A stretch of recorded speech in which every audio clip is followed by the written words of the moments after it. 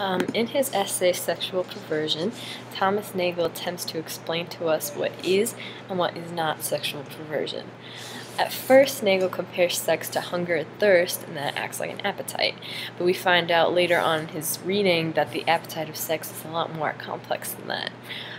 It is very rare that we would label someone's specific appetite of hunger as perverted, because that would just show one's unique physiological tastes. It would have nothing to do with the psychological decision-making of what one likes to eat. Therefore, sex revolves more around these psychological aspects rather than these physiological ones. Unlike food, which we use to satisfy our hunger merely on taste, sex satisfies our lustful hunger through complicated mutual perceptions and sexual awareness. In satisfying hunger, we simply consume. There are no feelings involved or consent given by the food substance telling us that we could eat it. Sex is therefore completely opposite in this sense. According to Nagel, in order to classify a sexual relationship as both normal and successful, there are also multiple steps that need to be completed.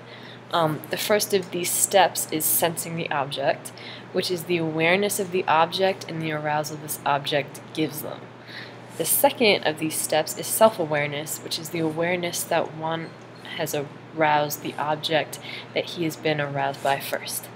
And the third and final step is mutual awareness, which is the awareness of both objects' arousal, of them being the source of their object's arousal. So we have to perceive the object, perceiving us, perceiving them. So it has to be all these mutual perceptions in order to have this successful sexual relationship. So with all these rules in mind, Nagel basically helps us to determine what is sexually perverted by explaining to us what is not, such as narcissism, sadism, and masochism, since these don't complete the steps that I just discussed earlier on.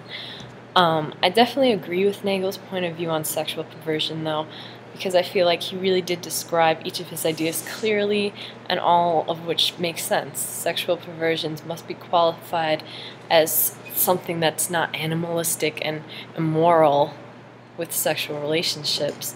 So, that's basically my thoughts.